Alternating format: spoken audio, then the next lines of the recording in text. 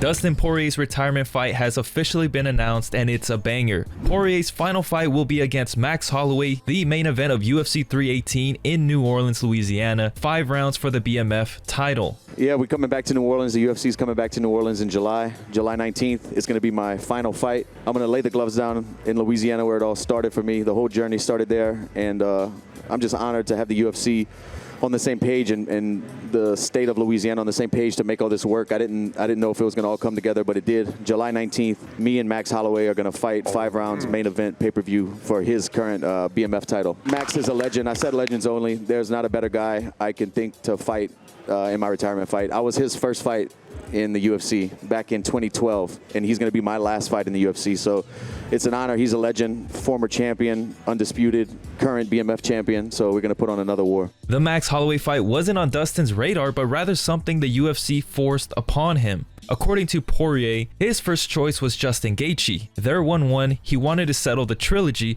but the UFC were not interested. He then asked for Ilia Topuria after hearing that he was moving up to 155, but again, he was shut down by the UFC. In his words, Dustin was blindsided when the UFC came to him with the Max Holloway fight. Well, I was asking for Gaethje. I was asking Hunter in the UFC for Gaethje because we're 1-1. I wanted to close out that trilogy. For some reason, they really wanted this fight. So I said, okay, that's cool because I respect the guy from my last fight. Yeah, I don't know what their thought process was of putting this together for me and Max, but I have a lot of respect for him, so it made sense to me. I said legends only.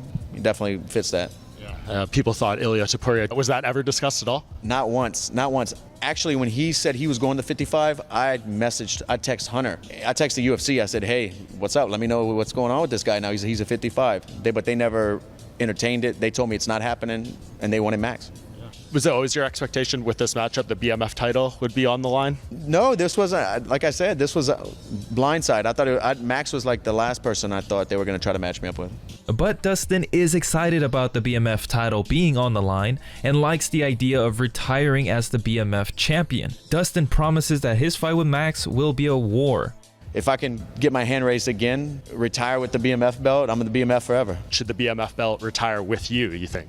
I mean, if I'm the last if I can get my hand raised, be the last BMF champion, and ride off into the sunset with the belt and retire, hey, that's forever. That's forever, because I don't think they would ever do it again unless something crazy happened, right? But that would be dope. Do you want another war like that, or would as minimal damage as possible knock the guy out in the first if you can? I mean, that would be nice. Get in, retire clean, go home with no stitches for my daughter. But in true knucklehead fashion, I'm going to stand in the middle and trade with Max, and we're going to bleed and put on a show for the last one.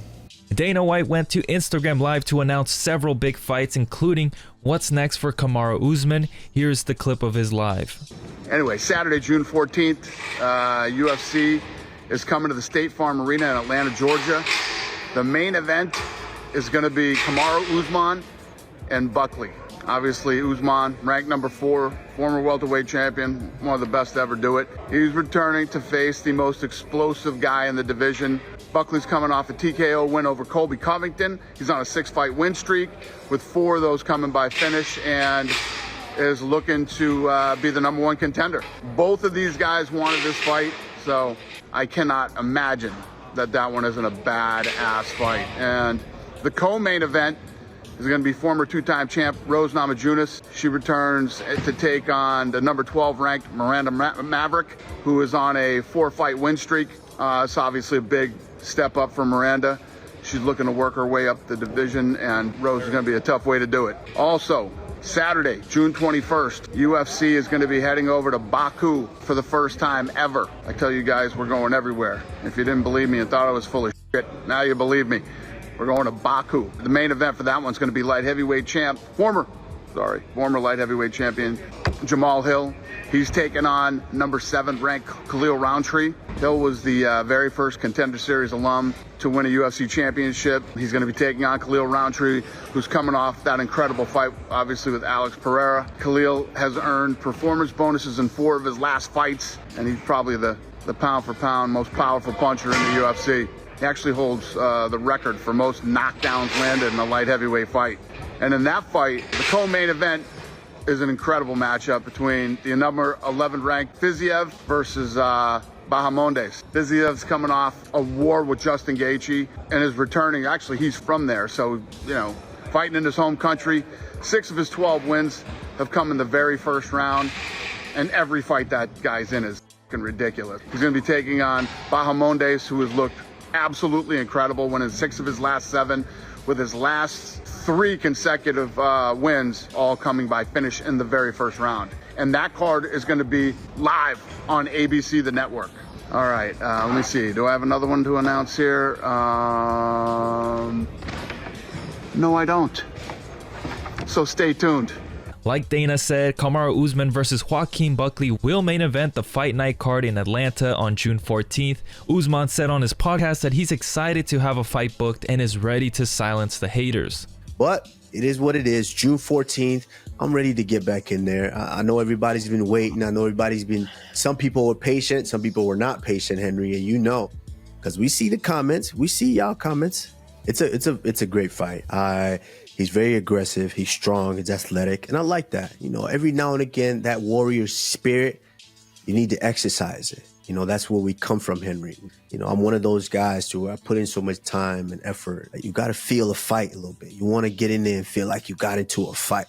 You know, I've been in a couple where I wasn't touched, and I got out of there in the back, still adrenaline going, feeling like I need to burn off some energy. But, you know, hopefully, if he does his homework, everything comes together. It's going to be an incredible fight. So I'm excited. I'm just excited, and I'm blessed to have the opportunity to step back in there again. So, Henry, I think I'm just, that's the good thing right now, coming from a place of gratitude to be able to go out there and exercise everything, Henry. Yeah, I think. Feel me?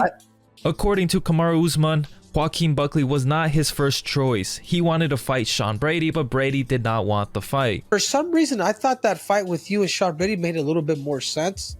Of course it did, but Henry, that's the thing is, you know, like me and Brady, he had messaged me, I think back in like February or something like that, and very respectful, which I really like. He's one of the guys who were in the division that I kind of like, and so he said, "Hey, I would love the opportunity to fight you," and I said, "Man, I would love to run that fight as well." But I think he asked, he said, if you were down to fight in Miami. I told him Miami might be a little too early for me. I'm in the process of just rehabilitating my body and getting back, so might need a little bit more time, but I would love to run that fight. And yeah, you know, he got the Leon fight. He looked good. He was able to go in there and get the job done. And then all of a sudden now it's like, you know, yeah, I don't need to fight you anymore. Or now, of course, you want to fight me. You know, it is what it is.